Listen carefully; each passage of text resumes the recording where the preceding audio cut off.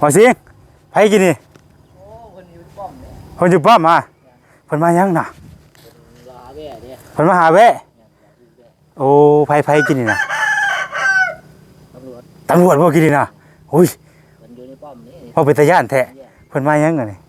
รอหาซื้อแว่โอ้ฮัลโหลหาซื้อแวะบ่ได้มาจับเฮาบ่โอ้ยก็โอเคพี่น้องเอ้ยเนาะสะอาดสะอ้านดีบาดนี้เบิ่งก่อนโอ้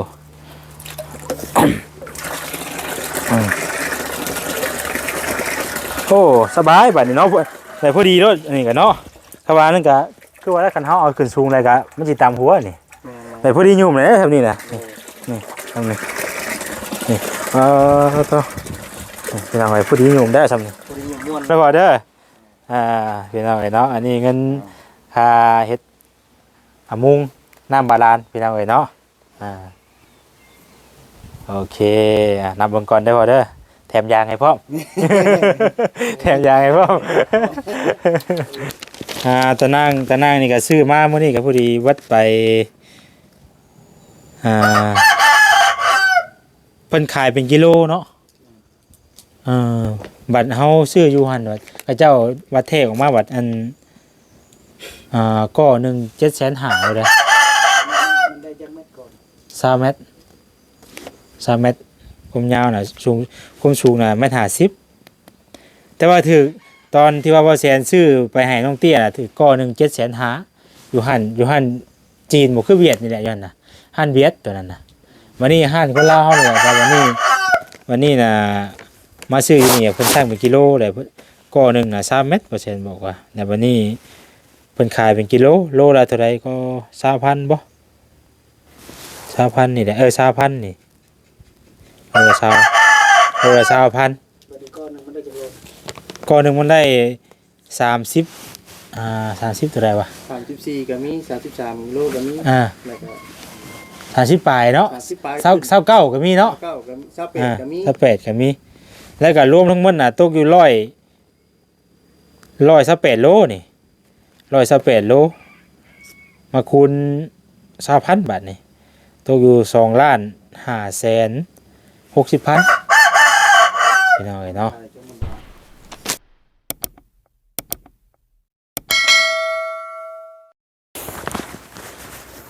เอามืดผ้ามืดพลมันนี่ก็ได้พี่น้องเอ้ยเนาะสบายดีเด้อเนาะสบายดีพ่อแม่พี่น้องเบิร์ดสุกูสู่คนพี่น้องเอ้ยพ่อกับซองเบาแสนอีกแล้วเนาะเอาพ่อกันมื้อนี้พี่น้องเอ้ยหลังจากที่ว่ากลับมาแต่เซโปนเนาะ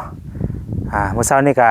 ตื่นนอนมาก็เดินทางมาตั้งแต่7 โมงพี่น้องเอ้ยเนาะก็พอดีว่าทางพระอาจารย์เพิ่นก็แวะสันเข่าอยู่เฮือนเบาต้าเนาะก็หลังจากที่แยกย้ายเนาะทางพระอาจารย์ก็ตอนนี้เพิ่นเดินทางกลับแล้วพี่น้องเอ้ยเนาะกลับฝั่งไทยหรือว่ากับ101แล้วเนาะทางเฮาก็สัตว์ตรวจมาพี่ต่ออีกบัดนี้พี่น้องเอ้ยเข้ามาหาทางเบาสิงได้พี่น้องเด้อเนาะคือเก่าคือเดิมพี่น้องเอ้ยเนาะมาก็ยังบ่ได้เข้าฮอดบ้านฮอดซองก็มาพี่ต่อเลยพี่น้องเอ้ย เนาะเอาพี่น้องเอ้ยพ่อๆกันมื้อนี้เนาะก็ทางบ่แซนก็ได้ซื้อ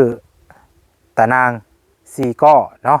ที่ว่าเฮามาแจ้งมาบอกเพิ่นมื้อนั้นแหละว่ามีงบเฮ็ด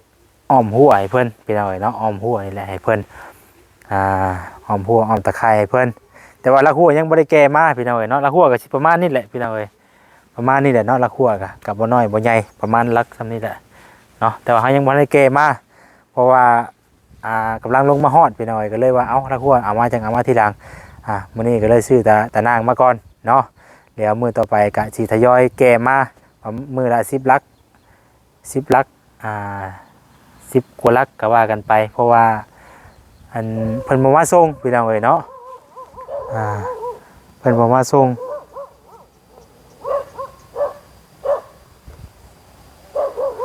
เพราะว่าเพิ่นบ่มาส่งพี่น้องเอ้ยเพราะมันแบบว่าเพิ่นก็ซื้อมาต่อแล้วสินะเพิ่นก็ซื้อมาต่อแล้วพี่น้องเอ้ยซื้อมาต่อแล้วก็คันว่าไปซื้อเอาก็มีแต่อันไปแก้วเองว่าซั่นซะเนาะพี่น้องเอ้ย กะลักหัวกะงามอยู่พี่น้องเอ้ยเนาะลักหัวกะงามอยู่มีลัก งามแล้วนั่นแหละป้าปนกันไปเฮาก็เลือกเบิ่งเอาเนาะว่าสิจังใดพี่น้องเอ้ย เอาจังใดก็ก่อนอื่นเนาะก็ขอบคุณทางแม่อยู่ทาง USA เนาะที่ว่าได้ฝากงบฝากปัจจัยมาให้ทางวอแซนเป็นสะพานบุญให้เนาะก็ขอให้ทางแม่อยู่ดีมีแรงเด้อเนาะสุขภาพร่างกายแข็งแรงพี่น้องเอ้ยปราศจากโรคภัยไข้เจ็บทั้งปวงเด้อแม่เด้อเนาะแม่ที่ว่าเพิ่นฝากงบมาทางน้ำบาดาลให้แล้วก็ครับเฮ็ดอันน้ำบาดาลให้แหละพี่น้องเอ้ยเนาะ โดยพี่น้องเอ้ยไปเข้าไปเบิ่งผู้ชมกันได้พี่น้องเด้อเนาะโดยไปพี่น้องเอ้ยโตเนาะเบิ่งดูไผมา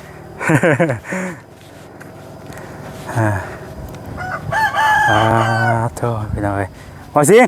ไผกินนี่โอ้เพิ่นอยู่ป้อมเนี่ยเพิ่นอยู่ป้อมมาเพิ่นมายังน่ะเพิ่นมาหาแวะโอ้ไผกินนี่น่ะตำรวจบ่กินนี่น่ะอุ้ยเพิ่นอยู่ในป้อมนี่เฮาเป็นตาย่านแท้เพิ่นมายังอ่ะนี่รอหาซื้อแพ้โอ้รอหาซื้อแพ้บ่ได้มาจับเฮาบ่ โอ้ยย่านได้ข่อยกันเนาะโอ้ยเห็นตำรวจว่ากับญาติที่กันแล้วข่อยกันเลย โอ้เพิ่นเป็นตำรวจอยู่ในป้อมนั่นอยู่ทางเดียวกันบ่โอ้มาเขาเวรอยู่หั่นบ่เจ้าฮู้จักกับเพิ่นเนาะโอ้ฮู้จักกับตำรวจผู้ใดบ่สิกินได้กันได้ บ่ได้ธรรมดาเลยพี่น้องเอ้ยโอ้สบายดีเด้อว่าจริงเด้อโอ้ยโตบ่ได้มาหามื้อนึงเนาะพี่น้องเอ้ย เป็นจังได๋บ่สิกินฮอดข่อยอยู่บ่โอ้จิยังจื้อได้อยู่แล้วว่าจื้อได้อยู่บ่ว่าซั่นน่ะจื้อได้อยู่บ่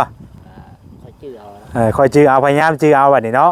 โอ้มาเรื่อยปานนี้เนี่ยบ่จื้อก็บ่ฮอดบ่คักกว่าใดเด้อบ่ ว้าโตเป็นจังได๋อันโอ้แตนมันคุณมาขึ้นมาตอบเจ้าคักแท้พี่น้องเอ้ยเป็นจังได๋แล้วเรียบร้อยแล้วบ่ว่าสิ่งเทน้ำบาดาลเทแล้วเนาะแล้วแต่มื้อใดแล้วเมื่อวานนี่บ่โอ้แล้วเมื่อวานนี้พี่น้องเอ้ยเนาะโดยไปซะไปเบิ่งก่อนพี่น้องเอ้ยเนาะพาพี่พี่น้องมาเบิ่งก่อนปาโตเนาะพี่น้องเอ้ยสบายดีเด้อทางวัดสวัสดีแต่ว่ายังบ่ได้แก้แบบออกอยู่เนาะมันทันได้แห้งครับเพิ่นเนาะอย่ามันแตกเด้เนาะให้มันแห้งแล้วเฮาเหยียบมันก็บ่แตกบัดนี้มันยังบ่เละตั้งแต่ประเทศเบิ่งคักแล้วเนาะเพราะว่ามันนำมาเด้อหลังจากที่เทแล้วก็โอเคพี่น้องเอ้ยเนาะสะอาดสะอ้านดีบัดนี้เบิ่งก่อนโอ้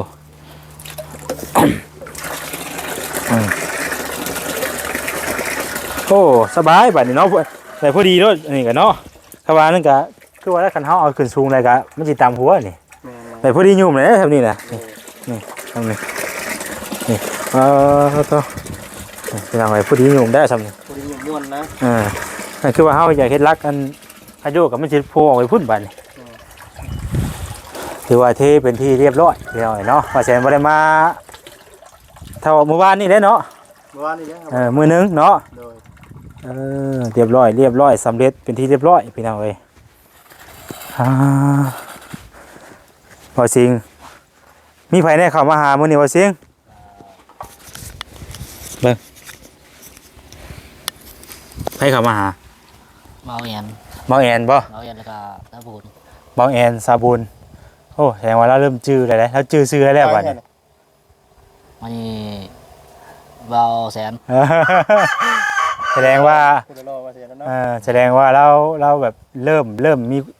เริ่มจำได้แล้วว่าซั่นจ้าบัดนี้เนาะใครกลัวก็อยู่กับตัวเก่าอยู่พี่น้องเอ้ยแต่ก่อนนี่บ่ฮู้เลยไผมาก็หาก็บ่ฮู้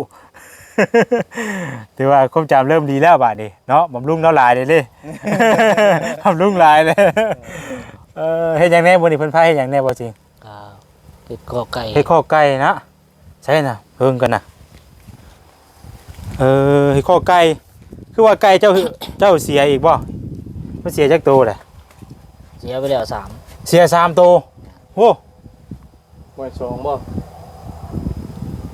ไก่ทั้งเบิดจักตัว ไก่หาตัวเองบ่ ไก่หาตัววันนี้เกลือเขาตอนเช้าเห็นวันนี้กลางเว้นก็ยังเห็น มันเฮียมื้อใดนี่น่ะ เหี่ยวว่าน เฮียเมื่อวานนี้แต่ว่าเจะปล่อยไปบ่ ปล่อยกะมันบอกปล่อยไก่อะนะ หรือว่ามันไปหากินแล้วมันหลงทางมาบ่ ไก่มันบอกอยากออกไปจากที่นี่นะ อืม เพราะว่ามันเคยกินแถวนี้นะ บ่มันเคยกินแค่นี้มันก็บ่ค่อยไปปานใดแมันบ่เฮ็ดข้อไก่อยู่นี่บ่นี่บ่สิงคือมันคืออยู่ตารางแต่บ่สิง คือบ่แย่ของอยู่แต่นี่แค่นั้นเนาะเอาเลย เพิ่นบ่เพิ่นให้เฮ็ดอยู่นี่บ่นี่น่ะ ทาง ฮะ คนบอกให้เห็ดอยู่นี่ เอาเพิ่นว่าเฮ็ดอยู่นี่ไผๆเจ้าเล่นนี่ บอกยัน พอแอนบ่ แม่น โอ้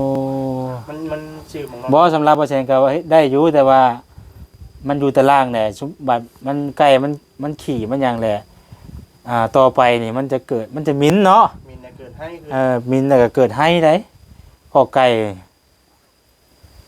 แต่ว่าเรื่องได้น่ะได้อยู่แต่ว่ามันเจ้าสิทนไหวบ่ได้เป็นขี้ไก่ เออเจ้านอนอยู่นี่เองไรหรือว่าไล่บ่แต่ว่าไล่เจ้าก็ต้องทนได้มันก็เป็นมันก็ต้องมินได้พี่น้อยเนาะพอไก่นะแม่นอยู่ว่าเฮ็ดอยู่นี่ได้ แต่ว่ามันจะมินสมมุติว่าเฮามีตารางที่เฮาอยากเฮ็ดอ้อมอยู่ข้างนอกก็ได้นี่ซื้อไผหน้ามาจากชิปไผนี่เนาะเฮ็ดเสาขึ้นสิได้แล้วก็เลี้ยงๆกันแบบคืออันนั้นน่ะหุงกอกนะเฮ็ด4เสาเอาเสาธรรมดาก็ได้ซ้ำแขนซ้ำหยังไปนี่ตั้งขึ้น4อันแล้วก็แทงเอาไผหญ้าชั่วหนึงน่ะเลี้ยงกันขึ้นเลยแล้วมันจะได้กลัวถ้าเฮาเฮ็ดไปซี่นะได้อยู่แต่ว่ามันอันนี้คือความคิดเห็นของบ่แสนพี่น้อยเนาะก็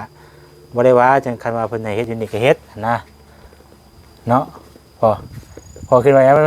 มันกินกี่ไก่แล้วมันสิขึ้นเทิงอะเนาะนอนบ่หลับชุยเลยเจ้า แต่มันก็เฮ็ดอยู่เข็บๆนอกๆก็ เพราะนี่เฮาก็คือว่าได้ ได้ชั่วข้าวอ่ะได้อยู่ เฮ็ดชูข้าวน่ะได้อยู่เฮ็ดชูข้าวพอขังชูข้าวน่ะ โดย ก็ขึ้นมาคัดอันนี้ก็นั่งเฮ็ดนี่ก็ขึ้นมาจากเทแล้วแหละก็ขึ้นมาคัดนานมันก็อยู่นี่ บ่ส่วนหลายน่ะมันเป็นหยังมันจังเฮียไก่น่ะคือไก่มันบ่ได้ใหญ่อยู่กับพื้นที่นี้ไก่เฮาไปซื้อมาทางอื่นน่ะเฮาปล่อยแล้วมันไปแล้วแหละ แต่มันเกินคุ้นเคย มันยังบ่คุ้นเคยแต่มันไปถึงมันจะได้กินก็ตามแต่ว่า มันเคยอยู่แบบ แบบคืองัว มันยังบ่ลึกสถานที่บ่คือจุมว่าไก่มื้อนี้นี่มันลึกนี่เนาะเฮาขังไว้มันลึกแล้วมันมีไข่มีลูกอยู่นี่นะมันอาจจะอยู่แถวนี้บาดนี้โตขึ้นมาใหม่น่ะก็อาจจะอยู่นี่เลย บ่ก็ลงไปผูกว่าสิอยู่น้ำไก่แต่ข่อยก็บ่มี บ่มีมันบ่พอคิดว่ามันเป็นคนรักมีทางเป็นไปได้บ่ได้ว่ามันจะเฮียไปเองมัน บางเทื่อข่อยขึ้นนี่ข่อยยันแต่มาจอกคันบ่อนนั้น โอ้มันอยู่ใกล้ป่าเนาะ นี่บางเทื่อมันมาได้ มีส่วน เพราะมัน คนรักนี่บ่มีหรอกคนรักนี่ส่วนหลายมันจะอาจจะเกี่ยวกับหมาจอกอยู่ในบ้านเฮาหลายแล้วอยู่ในอยู่หน้าเฮาก็มีคือกันหมาจอกนี่ พอหมอนี่คันได้ตัวหนึงแล้วมันไป ไม่ได้กับมาเวียนดีกว่านี่ เวลามันเบิดมันเนี่ยบามมื้อหนึง2มื้อมันหิวแล้วมันมาเอาอีก แม่น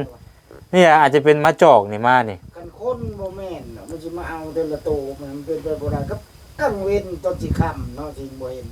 เปิดเกลือตอนสิมืดเดี๋ยวเพิ่นกู้อ้าวกู้เฮ็ดได้แต่บ่คือว่าเห็นมันบ่มาว่ะ เฮียเช็ดหมาจอกแล้วค่อยว่า ได้ว่าตอนคัดหน้าอันบนพื้นนั้นกอกนี่ก็คือเห็นอยู่ว่ามันหลอกอยู่นี่ เออ หมาจอกนี่มันถ้านัดจะได้เอาไก่บ่ได้ยินเสียงห้องนะ โอ้ยมันล็อกรถเลยมันล็อกคอรถเลย คันว่าได้ห้องก็เจี๊ยบ ไก่น้ำหน้าก็จริงคือกันไก่น้ำหน้าก็คือกันมันก็เฮียไปคือกันนี่เฮ้ยเนาะ เพราะมันเป็นทางหลวงลงมาแต่พุ่นเด้ บัดจักสอบพอดปูน2สอบบ่บ่ทอดถ่านเนาะ คันเอาหนาได้นี่ ตีบางว่ะ เอา เป็นละปกอันนี้นี่เอานี่ห้อง2โลนะ ถือว่าคักแล้วบาดนี่เนาะ โอ้ว่านาสมควร สุดยอดแล้วขึ้นจำไรสิง้อยอูแองกันมังน้ำนั่นกับว่าสิงก็เลี้ยงไว้ขอบแล้วเลยว่าสิงเด้อน้ำในกะ ยันมันลื่นมันยังเลย มันมั่งเลยขึ้นมาคัดหน้ามันหายว่ะ น้ำน่ะบ่ได้ยากน้ำเนาะเอากระหม่องกับทีเลย กอง องก็น่าก็สูบใส่กองมันเลย บ่ได้ยากไงเนาะ ปฏิบัติคัดไว้อย่างนั้นบัดเทแล้วล่ะเข้าใกล้บ่ได้แล้วบัด ถือว่าแข็งไว้อยู่เนาะเรียบร้อยบาดนี้พี่น้องเอ้ย บ่ได้ใส่น้ำลายแบบเจือจานนั่นน่ะแบบเอาพอดีแล้วก็ปรับรูปอยู่หั่นเลย เอาใส่นั่นแล้วมันจะจางแล้วมันจะซีมันไม่ได้กัน อันนี้กะว่ามันแข็งนะเขาจะแก้ออกนี่เนาะเพราะว่ามันขอบมันแตกเนาะถ้าเขาแก้ไว้มันขอบมันจะแตก บ่เป็นหยังอยู่แล้วนะ บัดนี้คำว่ามันแข็งดีพอแล้วมันก็สิบ่ค่อยแตกปานใดแต่เขาเหยียบมันนะหรือว่ากันเปื้อนได้ดีแล้วบัดนี้นะหักได้บ่จริงเลย อันนี้ลงไปแต่จะเข้มลงไปแต่จะเข้มบ่ให้มันไล่ เหมือนของน้ำนี่เฮ็ดกับประมาณนี้พอดีงามเลยของน้ำแต่ว่าเขาก็เฮ็ดสูงเพื่อไว้อันประตูได้เผยประตูนั่นน่ะมันสูงความสูงเท่าไหร่วะ70บ่เมตร80บ่ความสูงมันบ่ฮอด2เมตรประตูยางนะ คือว่าเม็ด86 86บ่ เงินลังโตเขาเศร้า อันนี้เขาต้องเพื่อเขาตั้งวงกบนำเด้ เอาก็เอาตั้งเพื่อเอาตีคือแล้วไปแล้วก็เพราะว่าเอาเทิดลงกันนี้ผมว่า เพราะว่าแบบเขาเพื่อเปิดประตูนำเด้คำว่ามันตามรายได้มันสิบ่วิดตัวนั้นประตูเขานะ โอ้กับบ่ยากสมมุติเฮาเอามาเลยบัดเฮาเทผมก็คือเขามันได้ตัดเนาะประตูยางมันตัดบ่ได้ ไม่คือตัวนี้ต้องเอาตามแบบของมันเลย คือว่าเป๊ะกับมันนั่น ตามแบบคือรัดแปลงบ่ได้ตัวนี้ บ่คือรัดแปลงบ่ได้ตัวนี้พี่น้องเนาะ ตัวเม็ด86 ไม่80เนี่ยพ่อว่านี่แหละความสูงมันน่ะ ก็ใส่ตัวนั้นก็ใส่ห้องน้ำ2ห้องตัวกับบานจานพุ่นกับบ้าน อาจจะเป็นหยังเขาก็ให้มันเขาก็เพื่อไว้นำหั่นน่ะเพื่อประตูนำเอาหัวเขาก็บ่ได้เขาตั้งเขาก็เพื่อไว้นำ บ่เฮาตั้งก็บ่ปัญหาเฮาตั้งแล้วเฮาก็ไล่เส้นนี้เอาประตูห้องน้ำเพราะว่าเฮาอัดเพื่อบ่ให้เปื้อนมันถือบ่เกี่ยวกับพื้น เพราะว่าพื้นเขาเทน้ำหลังเลยเขาไล่เสร็จประตูเขาอัดแหละเอาพื้นในน่ะสูงอัดในเข้าผักเลยนี่เดี๋ยวเอาใครออกนอก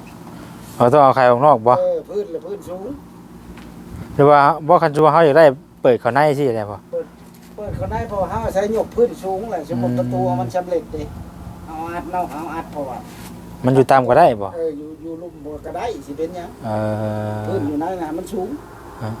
ดับพื้นในมันจังเห็ดง่ายเพราะว่าประตูเขาดัดบ่ได้เด้เขาต้องดัดพื้นใช้ถ้าประตูห้องน้ำขันไขใน เฮือนประตูภายก็เปิดออกนอกเนาะประตูภายเปิดออกนอก ประตู ทั้งในสูงทั้งนอกต่ำมันก็แต่ว่าถ้าเขาเปิดออกนอกที่น่ะมันทางในสูงก็ได้มันบ่เป็นหยัง ถ้าว่าเขา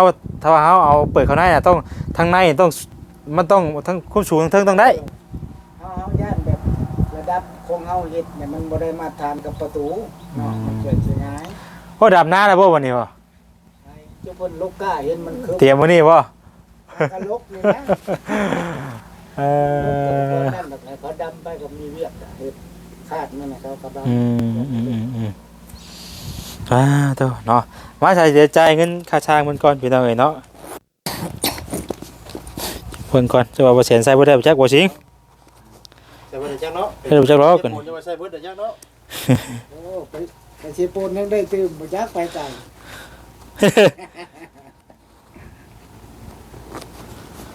ไปไกลได้เพิ่มอีกจังเนาะเห็นคือเห็นตำรวจเพิ่นมาเมื่อกี้นี่ หาสิเบ้ เพิ่นมาซื้อแว่บ่เออนึกว่าเพิ่นไปหยังนะเห็นเพิ่นมาใหม่ๆอยู่นี่กูว่าอะไรมีหยังนอกบ้านนี่วะ ถามว่า ฮะ บ่ค่อยอยู่ป้อมมาแล้วเขาจนบอกว่าไปซื้อแต่เบ้ตลอด โอ้ท่านบ่ถ้าเคยแล้วก็ถามอยู่กินนะว่า อันนี้บ่เคยมาสิงกันนะว่าเนาะ เกิดมาเอาสิ่งบ่ นี่เพราะว่ามันสุดลินทองกับไผลินทองก็บ่น้อยสุดตัวนั้นเขาขึ้นแล้ว เออ สุดหน้าก็เป็นเขามาตี้เขามาปอด เพิ่นอันนี้แบบอะไรก็หมายความว่าหยัง สุดจราจรของเขาเด้เขาหมุนกัน โอ้ อยู่ตัวนี้เลยอยู่หนึงไปอยู่ อ๋อว่าแล้วก็คือบ่ได้อยู่นั่นตลอดแม่นบ่ เป็นรักเป็น สอ แรง ง เดือน อ๋อเปลี่ยนสถานที่ เกินก็ไปอยู่บนนี่บันนงชันในบ่อความเมาตะกี้อยู่นาเดง 10นั่นก็พอดีเลยพี่น้องเอ้ยเนาะสิเราอยากได้กินมาน้ำแน่นั่นนี่แน่แล้วก็ครับคันว่าได้ซื้อเชลล่าไม่เชลล่าเนาะแล้วครับชื่อดินแห่นี่ ถือว่า เกือบแล้วแหละพอดีพอเนาะ พอดีพอเลยเฮาซื้อได้อยู่ได้กินน้ำแน่พี่น้องเอ้ยเนาะมาสู้กันกินแน่พอดี1 2 3 4 5ล้านห้านะพ่อเนาะเอากันไว้พี่น้องเอ้ยเดี๋ยวบ่จริงเด้ออันนี้ขอยสิจ่ายเงินค่าสร้างที่ประเทศน้ำวะอันนะหลังคาน้ำบาดาลในเจ้าเด้อโดยพี่น้องเอ้ย1 ล้าน5 แสนพี่น้องเอ้ยเนาะอันนี้เป็นเงินของทางแม่อยู่ต่างประเทศเนาะแม่ไม่ได้ประสงค์ออกน้ำพี่น้องเอ้ยเนาะเนี่ยตั้งแต่เงินค่าจ่อน้ำพุ่นแหละเนาะนี่เขียนไว้อยู่ ชุดของน้ ชุดของน้ำได้ก็อยู่ในนี่เด้นะทางว่า คอยเห็นป้ายก็ตาเจ้าโบ ฮะ ำ เจาะน้ำนี่ รวมเบิดอยู่ในหันนะ นี่ น้ำโบเป็น นี่ โบ ค่าเจาะน้ำนี่ก็เขียนไว้อย่างนี้ บ้านพิษเนาะ วันนี้มันนี่กาทั้งนั่งเจ้าน้ำทั้งอันนี่เลยแล้วทั้งมุ้งเลยอันเดียวกันเนาะ แต่ว่ากะตอนแรกกะมีส่วนที่เหลืออยู่พี่น้องเนาะกะหลังจากที่ว่าเฮาบ่ได้ซื้อนี่เด้เฮาบ่ได้ซื้อกันว่าเปโซล่ากับซื้อแฮเด้แต่ว่าเฮาก็ซื้อแนวอยู่แนวกินมาแต่ละมื้อนะช่วงสร้างเพิ่นเฮ็ดเวียกอยู่นี่แหละเนาะเฮาก็เอาซื้อน้ำซื้อในมาต้อนเพิ่นแน่สู้ๆกันกินน้ำแน่พี่น้องเอ้ยกะพอดีเบิดเลย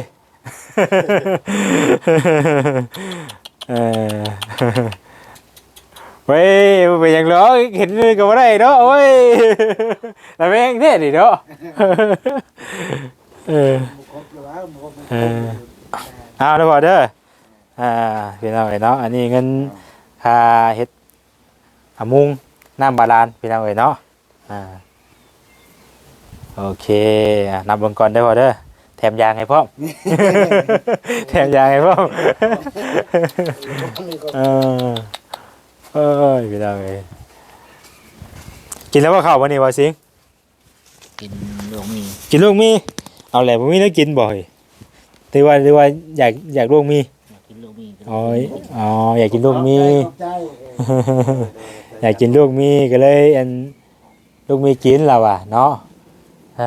โธ่ไข่เด้ยังอยู่บ่ไข่ บางทีก็ทอดบางทีก็ต้ม บางทีก็ทอดบางทีก็ต้มพี่น้องเนาะมีหลายเมนูนะเนาะวันนี้ยังแต่ตัวนี้บัดนี้พี่น้องเอ้ยยังแต่ตัวนี้เนาะตัวนี้เนี่ยเฮาสิเอาแนวมาบองแล้วก็เอาดินใส่อีกบัดนี้ นี่บอกเอาไม่เป็นนั่นแล้วบอกมันจังสูง เอาไปเป็นตัวนั้นเนาะเพราะเพิ่นตอกแค่ได้บ่จักบ่หรือว่าเพิ่นห้องข้างมันสิซื้อบ่เอาเป็นนี้ต้องเอาเป็นตัวนี้มันสูงมันจัง มาห้องนี่ มากันนะ มันเป็นนี่ต้องเอาเป็นได้ เอาก็ตอกรักเต็กเน่นหมอยมันเด้ง อันนี้ก็ประมาณจักสอบเนาะหาได้เนาะหาสอบน่าจะได้อยู่เดี๋ยวพ่ออยู่บ่พ่อก็เอาตัวนี้ไปเลย 3 เทลงไปบ่นี่ยังเหลืออยู่5 6 7 8 5 6 7 8สอบรวมทั้งตัวซื้อมาตัวนี้ เทน้ำก็เรียนปูน5สอบติ โอ้ยว่าว่าจะซื้อว่ากันได้ แล้วเพิ่นไล่เพื่อตะนั้นครับ ว่าก็บ่ยากหรอกมันเดือกะเฮาก็บ่ได้ซื้อได้ยังสิมีแนวเฮ็ดอยู่ได้เฮือนเราเนี่ยก็เฮ็ดก็มันเดือกะเฮ็ดของเราคือเก่าก็เฮ็ดของโงซิงคือเก่าไปหน่อยเฮาก็ได้ซื้อหน่อยมาเฮาก็ได้ซื้อหน่อยลงอีกเนาะ เทอยู่ในระดับพื้น บัดนี้เอาไว้เทของน้ำนี่ก็ยังพอได้นี่เนาะจุว่าเฮาเอาตัวนี้5สอบนี่พอนี่พอตัวนี้นี่แต่เฮาบ่มีแนวเทก็ถือว่าเอาไปเทอื่นก็ได้หมายผู้เฮ็ดบางทีแห่ทรายเฮาก็บ่เพิ่นได้อยากบ่ได้เฮ็ดเฮาของน้ำเพิ่นบ่จักกันนี่ อันนี้ อันนี้ได้เทเฮาพื้นของน้ำเพิ่นบ่จักกันนี่เนาะ 3 เม็ดก้อนมันบ่ได้น้อยเทก็สิหลายปานใดเบิดอย่างก็5เซน7 เอ เซน อ สมมุติคือปูนก็มาเฮ็ดเปลืองนี่ก็อยู่ในสอบหนึง3กะเล ว่านั่นนี่ก็ได้ โดย แต่ก่อนไล่ที่ต้นนั้นใช่สองนี่มันก็ยังจะเกินแล้ว แต่ที่แท้น่ะมันอยู่ในสอบเครื่องครับเพื่อความเข้มกับพอดีก็ลุดทรายลงธรรมดามันใช้4โล เอาก็ให้มันเข้มให้มันมีปูนเข้มข้นหน่อยนึงเนาะ หินเฮาก็กดลงแล้วเวลาเฮาตื่มเอา โดย ก็ได้พอมันเทเป็นกรอบแล้ว แต่ว่าไก่นี่แหละคำว่าค่ะคือว่ามัน หากมันหน่อยตัวมันก็บ่หลายตัวคือว่าแล้วมันก็ กันยันมันอันนั้นแหละปีกกระตัดไปอ้อมไปเพิ่นตะหลังอ้อมตะข้างนี่แล้วบ่บ่นมาข้างนี้คือเก่าแล้วเบิ่งคนอยู่ ฮะ ปัญญามมันห่มบัดมาอยู่ทางนี้บัดมันขี่บัดกินขี่มันนั่นแหละแต่บ่หลายปานใดดอกไก่สองตัวนี่ ก็บ่หลายก็มินเด้ขี้ไก่หลายมื้อนั้นเว้าเด้ ขี่ไก่พอคนตกมาถึงเนี่ย โอ้ย ยามฝนเนี่ยเจ้า โอ้ย สีดังใหญ่ๆ กินหวนได้เนาะ เอาบ่เป็นหยังแล้วเฮาจังเอาไว้สู่เครื่องสู่ข้าวซะก่อนเนาะเฮาหาหม่องสิเฮ็ดแล้วก็จังอันนั้นใหม่ เจ๋งไหมเนาะ แล้วแจงเอามาให้สู่ข้าวซะก่อนว่าถ้าว่าเรื่องนี้ก็มันบ่นั่นอยู่แล้วนี่เฮ็ดอยู่นี่บ่ผัดตังเขาก็ยังอันหนึงอะเขาว่านั่นก็เฮ็ดอยู่ข้างนอก เอาเห็ดแล้วก็ปุกครึ่งนึง เออ มันถึงแดดเนาะชักลักแล้วก็มัดแบบคือคนอยู่แต่ เพราะว่าทางบ่แอนเพิ่นพาเฮ็ดพี่น้อยเนาะเฮาก็บ่ได้ลงมาครับว่านั่นก็สินั่นอยู่กันว่าจะได้หรือว่าทางผู้ใหญ่เพิ่นให้เฮ็ดอยู่นี่บ่หรือว่าในใดพุ่นนี่บ่สิแม่นบ่ ทำในเฮ็ด อ๋อเพิ่นบ่ให้เฮ็ดอยู่นี่เลยเนาะอืม เป็นข้อตัวผู้ก็คือครั้งอยู่พี่กับทิมเขาไปนั่งอยู่น้ำตัวแม่ตัว แยกบ่ ก็ไปครั้งน้ำกันใช่มันได้สิได้ลูกครับกับตัวแม่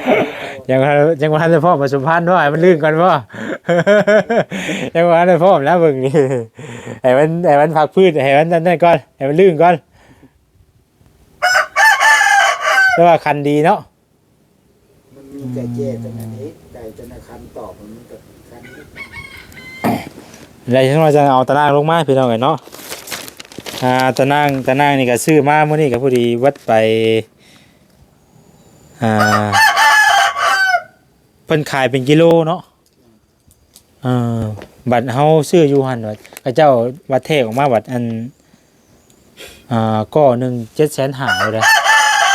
มันได้จังเม็ดก่อน 3 เมตร3 เมตรความยาวน่ะสูงความสูงน่ะ1.50 เมตรแต่ว่าถือตอนที่ว่าบ่แสนซื้อไปให้น้องเตี้ยน่ะถือก็1 750,000อยู่หั่นจีนบ่คือเวียดนี่แหละอยู่หั่นน่ะหั่นเวียดตัวนั้นน่ะวันนี้หั่นคนลาวเฮานี่แหละแต่วันนี้น่ะมาซื้ออยู่นี่เพิ่นสั่งเป็นกิโลเลยก็หนึงน่ะ3 เมตรเปอร์เซ็นต์บอกว่าแต่วันนี้เพิ่นขายเป็นกิโลโลละเท่าใดก็ 20,000 บ่ 20,000 นี่แหละ20,000 นี่โลละ20,000 บัดนี้ก้อนหนึงมันได้จังโล ก็หนึงมันได้30เท่าไหร่วะ 34ก็มี33โลก็มี แล้วก็ 30ปลายเนาะ 30ปลาย 29ก็มีเนาะ เก้าก็มี28ก็มี 28ก็มี แล้วก็รวมทั้งหมดน่ะตกอยู่128โลนี่128โลมาคูณ 20,000 บาทนี่ตกอยู่2,560,000พี่น้องเอ้ยเนาะ จังว่า9เมตรสมมุติว่าเฮาซื้ออยู่หั่นน่ะมันจะตกอยู่3 ล้านอันสมมุติว่าก้อนละ750,000นะตกอยู่3 ล้านนี่บ่ฮอดบาทนี่ ถือว่าได้ลดพี่น้องเอ้ยเนาะ ถือว่าได้ลดเลยพี่น้องเอ้ยเนาะก็จะขายเป็นโลเลยว่ะ เวียดนี่ก็ แต่ละห้านมันบ่คือกันเนาะ เวียดนี่ก็เป็นโลแต่เสื้อกยังเป็นโลอยู่ บ่ว่าใครคือว่าซื้ออยู่นี่ให้ถือกดจักเนาะ เอากระบอนมันบิดมันก็อยู่ในเซโนนั่นแม่นบ่ มองใกล้ป้อมตำรวจเลยว่าเทิงป้อมตำรวจนิดนึงอ่ะเด้ห้านใหญ่ๆเฮ็ดใหม่เด้ นี่เด้ บนโรงงานมันบิดกันในบ่อนนั้นปั๊มน้ำมันเก่าโต แม่นน้ำมันก็นั่นน่ะมันจะมีบ้านน้ำมันอยู่หั่นน่ะใกล้ๆน่ะนี่เด้อบ่จริงเด้อข่อยซื้อเครื่องมามื้อนี้เด้อ2,560,000ยังรักบัดนี้เด้อรักน่ะข่อยยังซื้อมาให้อยู่ซื้อมากับเจ้าพาเจ้าแล้วขุดแล้วก็พังแล้วก็ตอก กายเนาะ ปึกจำปึก เฮ็ดอยู่แล้วว่าของเจ้าได้เนาะ คุณออนอยู่ดอกฝนตกใส่ กะบ่แล้วว่าให้เจ้าเฮ็ดผู้เดียวกะทางทีมงานเฮานั่นแหละผู้ใดมากะช่วยกันผู้นั้นผู้นี้ผู้ละคุมผู้ละหลายเนาะขุดช่วยกันเอานั่นแหละมันจัง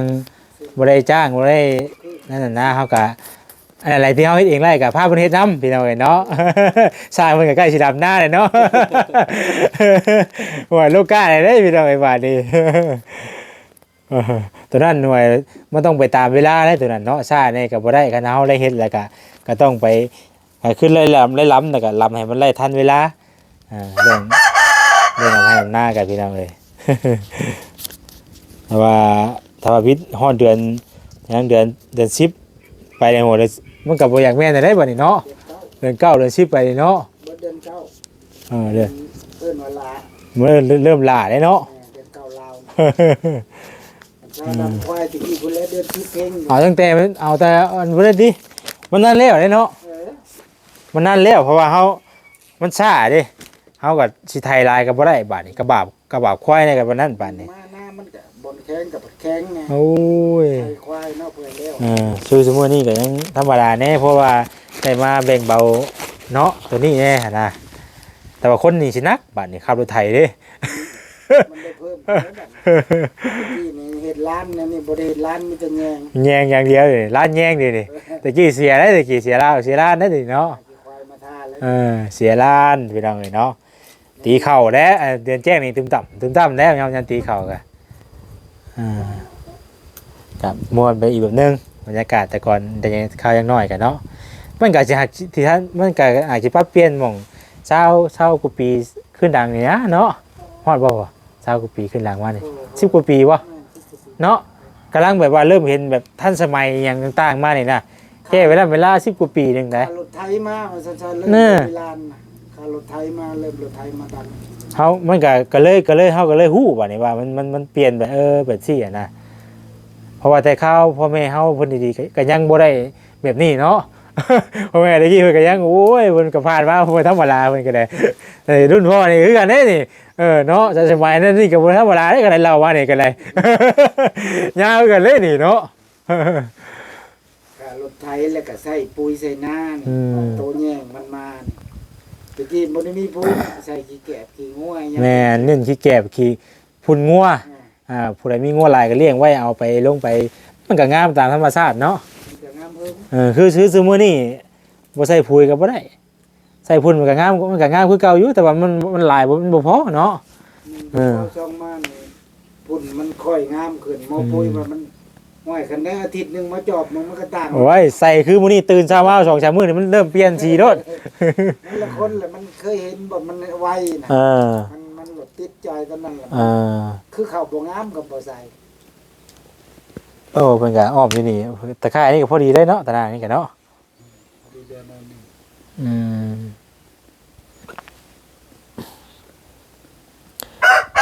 แล้วมื้อนี้ก็จะพาว่าสิคุยขี้ดินใส่อีกนี่คุยขี้ดินใส่อีกให้มันสิตีขอบก่อนนี่เอาตะไคร้ลงมาสิตีขอบแล้วก็คุยงูขี้ดินใส่อีกให้มันไล่รับมันก็มื้อต่อไปเฮาก็เริ่มเทให้มันแล้วตัวนี้แล้วเฮาจังไปเรื่องของน้ำพี่น้องเนาะเรื่องของน้ำก็ค่าซุมค่าสร้างให้สร้างแล้วดำเนินการต่อเนาะ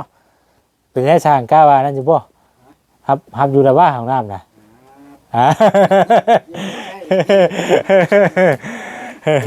ตัวนี้ต้องสร้างให้พี่น้องเนาะของน้ำนี่บ่ได้เลยตัวนี้บ่แชร์บ่ฮับเลยตัวนี้ ต้องสร้างให้ตัวนี้ บักกันโซน่ะก็ได้บักไปทับมังแต่ เจ้าไว้ก่อนบ่ ที่นั่งมันนี้แล้วว่าสิไปจุดแล้วจุดยาวปลายมันเริ่มเติมหางมันบ่อยู่มันสิไปแล้วก็ได้จักหลับ4 อะไรชีลาก็ ตัดขาดที่หางก็กลุกใส่หาง วันแรกก็จังคำว่าเมื่อใดนี่เอาขึ้นมาถ้าครบแล้วนะพอตายครบแล้วก็บอกว่าแชนสิเอาขึ้นมาปาไว้นะเอาไว้ไปชายเดียวยังเฮาขอตัวจบคลิปไว้ซำนี้ก่อนเนาะบ่ซิงดีใจอยู่บ่ได้ตะไคร้น่ะดีใจอยู่เนาะ ดีใจทำได้ ได้บ่ซิง โอ้ยเนาะก็แม่นความเล่าแล้วเนาะมันก็เฮาได้อ้อมได้หยังได้ก็มันก็โอเคบัดนี้คือไก่หยังเฮาก็ปล่อยเฮามันก็สบายบัดนี้เดี๋ยวถือว่าเพิ่นอ้อมไว้ซ้ำมันเฮาเฮ็ดเฮาอ้อมนี่แล้วบ่จัก จะปล่อยแล้ว เนาะ ไก่มันตัดปีกมันบ่ออกอยู่แล้วกันเนาะออกเบิดนะ หากต้องระวังประตูเด้บัดนี้ประตู ก็ผู้เดียวอัดผู้เดียวค่ะ เอาก็อัดน้ำเนาะเขาได้อ้อมแล้วก็อันนี้อาจจะดูท่าซ้ำมันเฮาเฮ็ดตัวนี้แล้วนี่นะ จำหัวเฮือน สมูเฮือนแล้วพี่น้อยถ้าว่าให้อยู่นี่เลยบ่ได้มันสิเกิดให้นี่โอ้ยจะน้อยสิมันไต่ขึ้นไปทั่วบ่เลยเด้นี่นอนก็บ่ได้แล้วช่วงบ่สิงโปลงมาเอ้าคือบ่นอนอยู่พุ่นบ่สิง โอ้เนาะบ่ได้ไฮไลท์ว่ะ เนาะ เจ้าโอ้ยโนบ่ได้เด้อย ามนี้เป็นได้แล้วบ่เนาะยามฮ้อนบ่ ช่วงยามฝนนี่แหละ ยามฝนบ่คือยามยามแล้ง ช่วงมัดน้อยนี่ ช่วงมันน้อยช่วงนี้ช่วงยามฝน ยามแล้งก็เป็นคือกันเนาะยามแล้งก็เป็นไฮกันได้ เป็นอยู่บ่ เป็นมันเกิดจากเกิดขี้ไก่น่ะมันสิเกิดไปเองมันเหรอ กันงานมันไข่แหละเอาใบมะเขียบ อืม อย่าบ่เป็น โอ้ มีสูตรมีสูตรบ่พอ มันจะแก้กันนะว่าแล้วกันเนาะ สลัดนาก็บ่เห็นกับไข่สิออกไว้นี่เอานี่กระสอบปูนนี่เปิดบ่ใช้เพื่องเอากระสอบนี่ห่อ อืม ไปเลยอยู่พื้น โดย สลัดนาก็บ่มี ไปซะจบคลิปไว้ซำนี้ก่อนเด้อบ่สิงเด้อเอาแนมในกล้องอยู่ย้อนแสงเนาะอยู่นี่เนาะเอาโอเคพี่น้องเอ้ยเนาะสำหรับคลิปนี้ก็ได้ขอตัวจบคลิปไว้ซำนี้ก่อนเนาะก็พอดีเอาตะนางมาให้บ่สิงเพิ่นมื้อนี้พี่น้องเอ้ยเนาะขอบคุณทางแม่อยู่ต่างประเทศเด้อเนาะขอบคุณทางแม่ละลายที่